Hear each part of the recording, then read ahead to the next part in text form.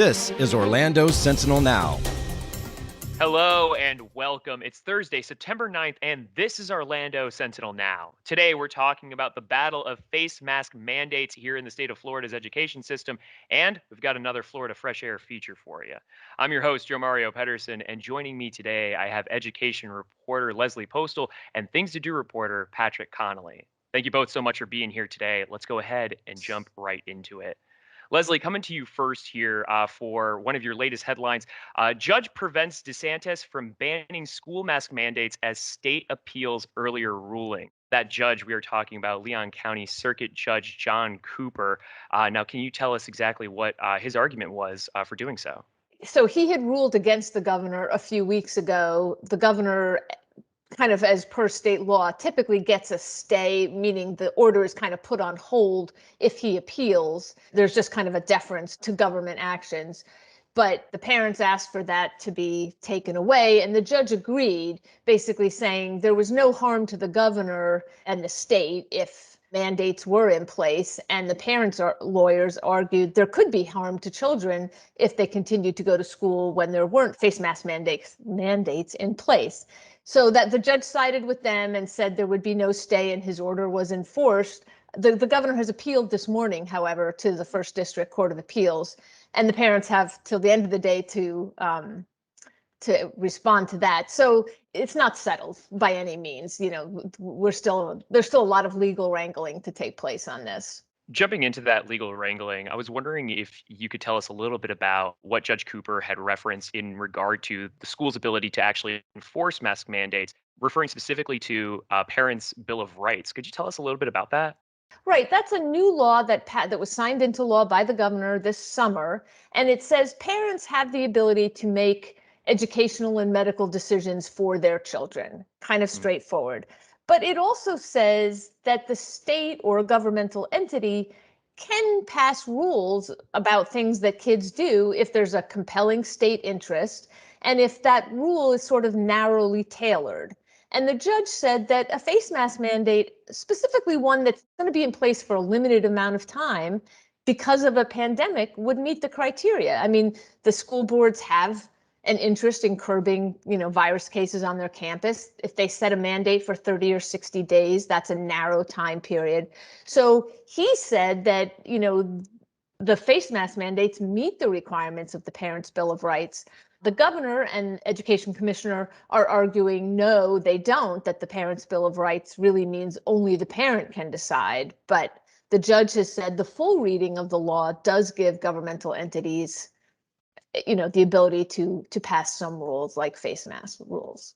Now, Leslie, I want to move on here to the battle that we're seeing from different school districts here. Of course, this face mask mandate argument has been pervasive throughout the entire state, but we are seeing three different counties, I believe that's Orange, Alachua, and Broward, who are challenging the state mask mandate ban.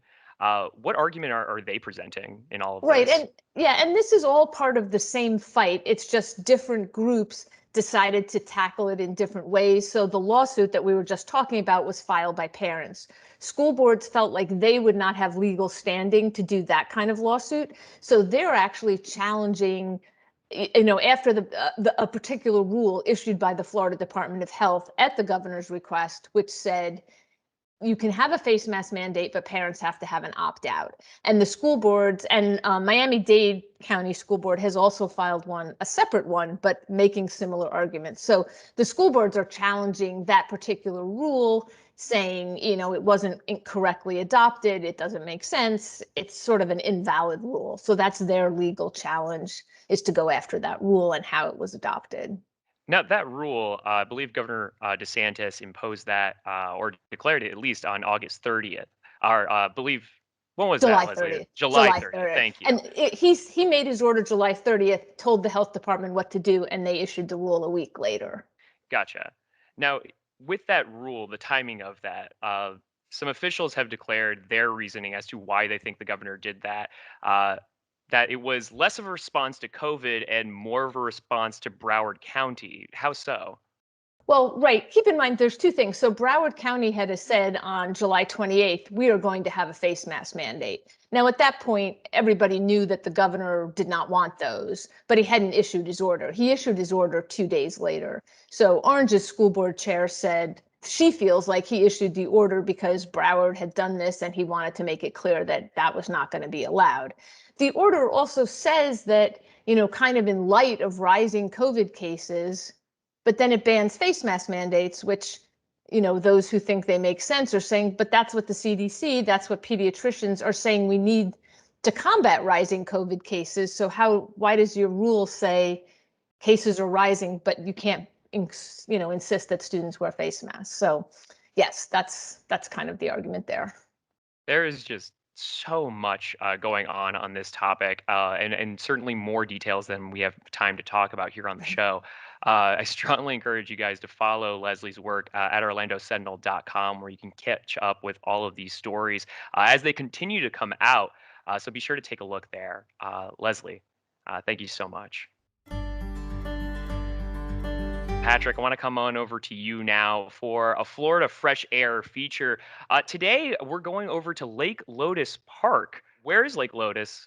So it's in Altamont Springs, and this is a really nice space because, like a lot of other natural spaces in Florida, it's kind of surrounded by, sprawling suburbia and urban development, but it's just a nice little patch of nature amid all of that to kind of escape from it. And I will say, whenever you're within this 150-acre nature preserve, you can still see the tops of apartment buildings, but it feels like you're kind of removed from it all. So take a walk along a boardwalk. There's about a mile of raised boardwalk here at Lake Lotus Park. And there's a fishing pier if you want to try your angling skills. But it's really just a nice, peaceful haven for wildlife and human visitors alike. So, for anyone wanting to see some of that natural wildlife over there, what are some things they should know before going to the park? So visiting Lake Lotus Park is a little tricky, and I say that because it's only open Thursday through Sunday, and I believe that's at least in part because it's staffed by rangers. So they do have rangers there on site, but it's open 8:30 a.m. to 5:30 p.m. Thursday through Sunday. And if you try to visit on a Saturday or Sunday, there's actually a lot across the street you'll park in and be shuttled over to the park.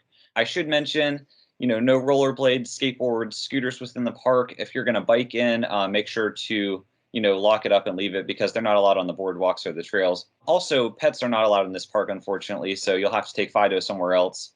But it's definitely a good place for a nice, nature walk, looking at some wildlife, maybe bring the kids. There's interpretive signs along the way as well. So it's the sort of place where you might learn a thing or two as you go.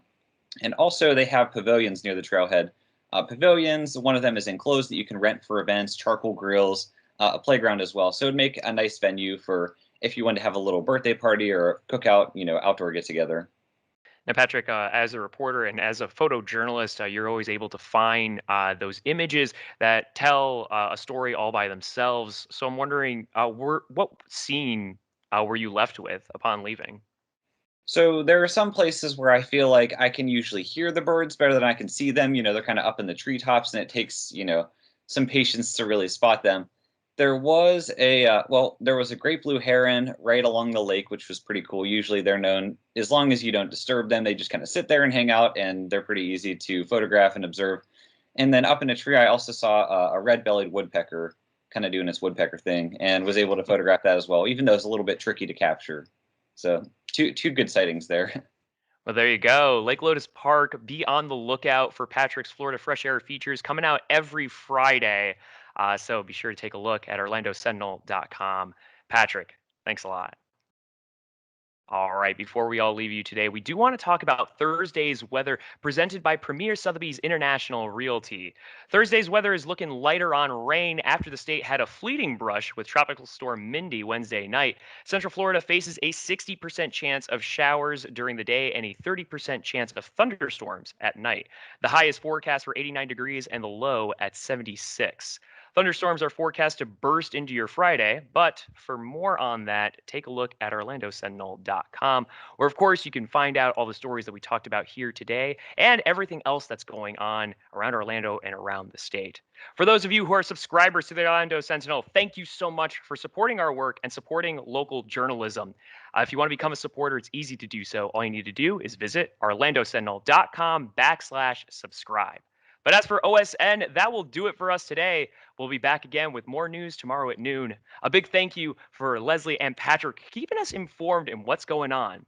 We'll see you guys again real soon. Stay healthy and stay safe. Watch Orlando Sentinel Now live every weekday at noon on our Facebook page and on OrlandoSentinel.com.